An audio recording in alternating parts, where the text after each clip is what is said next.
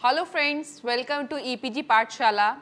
I am Dr. Geeta Sachdeva, Assistant Professor, National Institute of Technology, NIT Kurukshetra.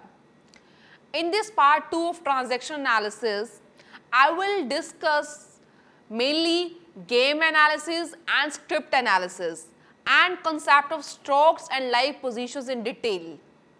To understand the meaning of script analysis, to understand the concept of game analysis, to understand the meaning and concept of strokes, to understand the meaning of live positions, and to know 4 types of live position in detail.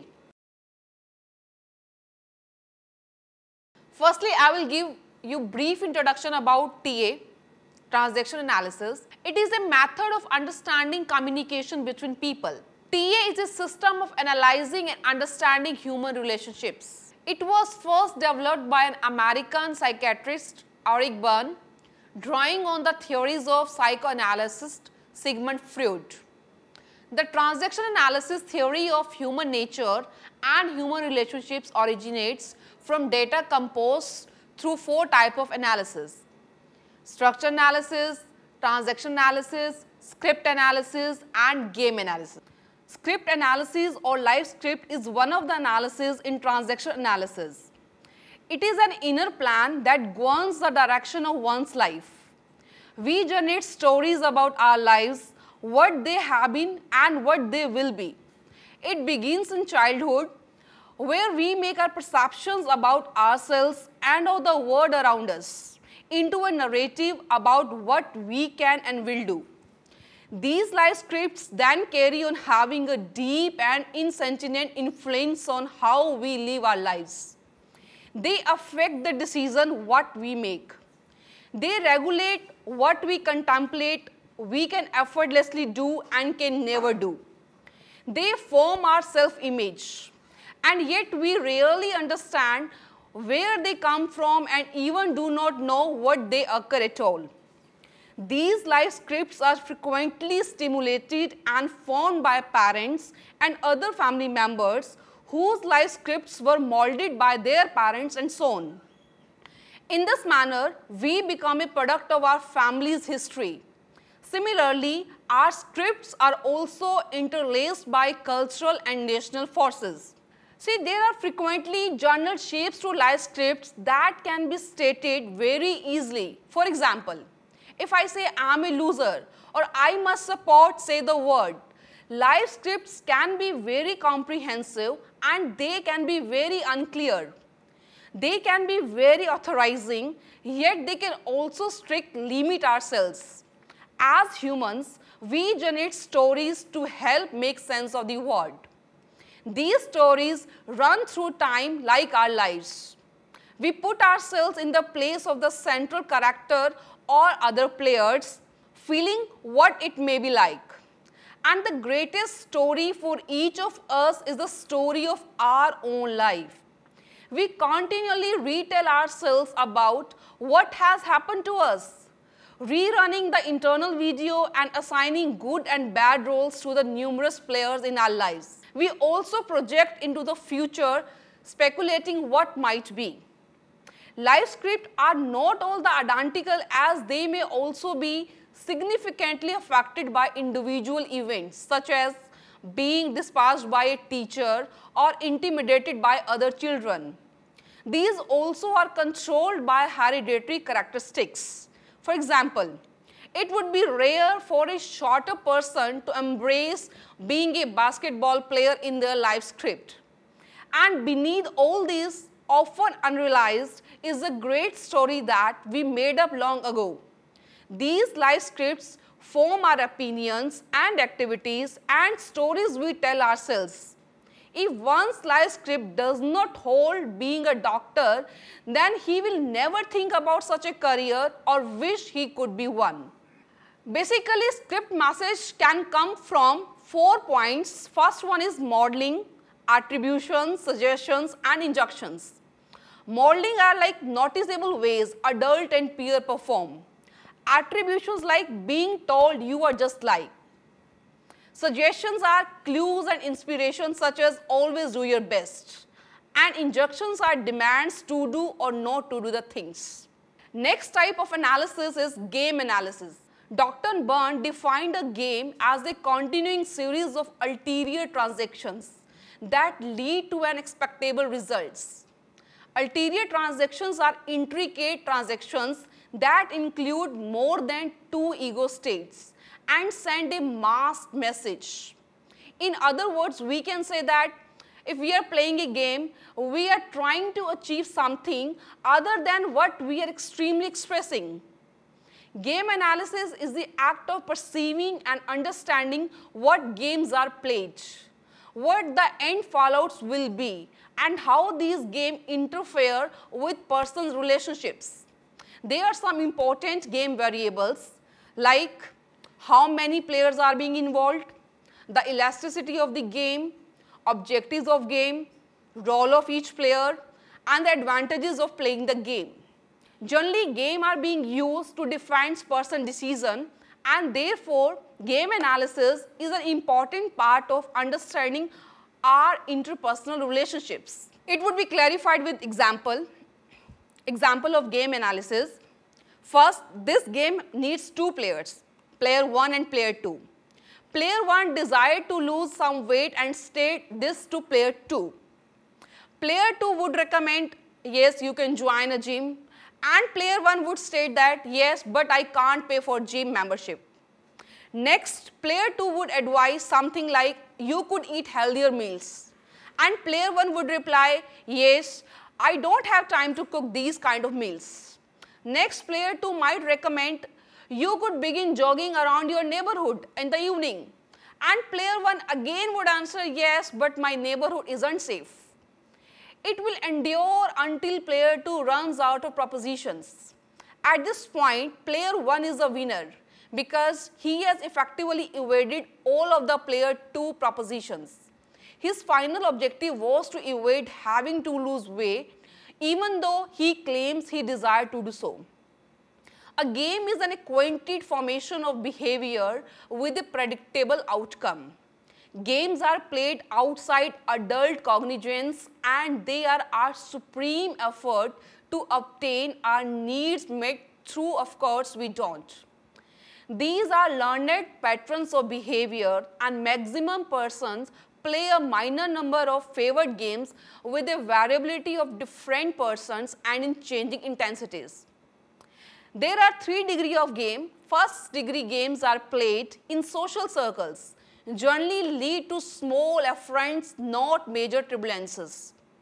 Second degree games occur when the danger might be higher. It usually occurs in more close circles and finishes up with even superior adverse payoff. Third degree games comprise tissues damage and might end up in prison, hospital, and mortuary. Chris Davidson 2002 has claimed that word politics can include 4th degree game also, where the result over entire communities, countries, or even the world. Games vary in span of time that passes when they are being played. Some could take seconds or minutes, where some other take weeks, months, or even years. So why we play games? What are the reasons to play games? Generally, games are being played to structure time, to gain stocks, to maintain the substitute feeling and the system of thinking, principles and actions that go with it, to comment parental commands and further the life script, to reserve the individual life position by verifying that others are not okay but we are okay, to convey high level of stock exchange, whereas blocking intimacy and preserving distance to make people acceptable. There are many methods to stop a game, containing the use of various choices than one automatically uses. These methods are like cross the transaction by responding from a different ego state than the one the stimulus is planned to hook. Choose a concealed instead of the social message. For example, when an individual says, I cannot do this, I am useless, instead of saying, let me do this for you, rather say, it appears that you have a difficulty. What do you want me to do about it? The main message to the game analysis include a discount. There are further discounts at every phase of the game. By observing discounts, we can identify game invitations and solve them with choices. A discount is when we decrease, increase or overlook some facets of problems which would support us in resolving it. Like saying in a loud voice, "This is too problematic for me to do," so we automatically help them. Next is replace the game strokes. Loss of strokes to the child ego state means a risk to existence. We acquire a great numerous strokes from games, even if they are negative. Though if we do not get sufficient positive strokes or give ourselves positive strokes, we will go for quantity rather than quality of strokes and play games to obtain them. This loss of stroke is also a loss of excitement and the game has produced. Now, what are the strokes? Concept of strokes. Byrne explained a stroke as a fundamental unit of social action. It is a unit of appreciation when one individual identifies another individual either verbally or non-verbally. Byrne publicized the idea of strokes into transactional analysis grounded upon the work of René Spitz, a researcher who did founding work in the area of child development. René perceived that infants deprived of handling, in other words not getting any strokes, were more inclined to emotional and physical problems. These infants lacked the fondling, touching and handling that most other infants gained. Byrne took Spitz's observation of these infants, established theories about the requirements of adults for strokes. Byrne recommended that adults need physical contact just as infants, but have learned to substitute other kind of recognition in the place of physical stimulus. So whereas an infant needs cuddling, an adult wants a smile, sparkle, a hand gesture or other type of salutation. Byrne demarcated the term recognition hunger as this prerequisite of adult to gain strokes. Byrne also expressed that any stroke, whether it is positive or negative, is better than no strokes at all. For instance, if we are walking in front of our home and we see our neighbor, we will likely grin and say hi. Our neighbor will possibly say hello back. It is an example of positive stroke. Our neighbor can also glare at us and say nothing. It is an example of negative stroke. However, either case is better than no stroke at all. Concept of life positions. On the basis of transactions and scripts, children cultivate life positions that contains their concepts of self-worth and worth of others. Life positions are basic views about self and others, which are used to protect decisions and behavior. Decisions about oneself, one's word, one's relationship to others are conserved during the first 5 years of life. Such decisions are elementary for the preparation of life positions. Transactional analysis describes 3 apparent ego states. These ego states are parent, adult and child, as a foundation for content and quality of interpersonal communication. Happy childhood, nonetheless, said Harris, many of us are living out the not okay feelings of powerless child, dependent on okay others for stroking and caring. At some phase initially our lives, we accept a position about ourselves and others that controls how we sense about the whole thing we do. And for an enormous of the population, that position is I am not okay, you are okay. This negative life position pulled by successful and unsuccessful persons alike pollutes our rational adult capabilities, leaving us vulnerable to inappropriate emotional reactions of our child and uncritically learned behavior programmed into our parent. By discovering the structure of our personalities, considering all decisions, Harris considered that we can discover the liberty to alter our lives. In the procedure of developing an identity, people describe for themselves early in life what the meaning of their life or existence is. Some people decide that they are okay and are going to have a good life, but many others choose they are not okay and will flop in same way. That anticipation based on a decision of life will be is their existential position. People can feel okay or not okay about themselves and others so that there are main life position. First life position is I am not okay, you are okay. Second one is I am not okay, you are not okay. Third one is I am okay, you are not okay. And fourth one is I am okay, you are okay. So first position explanation is I am okay, you are okay. This position is generally game free. It is a faith that persons have basic values, worth, self-respect as human beings. That people are okay is a proclamation of their spirit, not surely their behavior. This position is characterized by an attitude of conviction and candidness, a willingness to give and take, and a consent of others as they are. Persons are close to themselves and to others. They are no losers, only and only winners. Second position is I am okay, you are not okay. It is the position of individuals who allocate their glitches onto others and blame them, put them down and criticize them. The games that reinforce this position include self-styled superior, I am okay, who projects hatred and disrespect onto a designated inferior and scapegoat, means you are not okay. This position is that of the individual who needs an underdog to maintain his or her sense of okayness. Next life position is I am not okay but you are okay. It is recognized as a discouraging position and it is characterized by feeling destitute in comparison with others. Usually such type of individuals serve others, need instead of their own and regularly feel overloaded. Games associating this position contain kick me, games that support the power of others and disagree one's own. Last life position is I am not okay, you are not okay.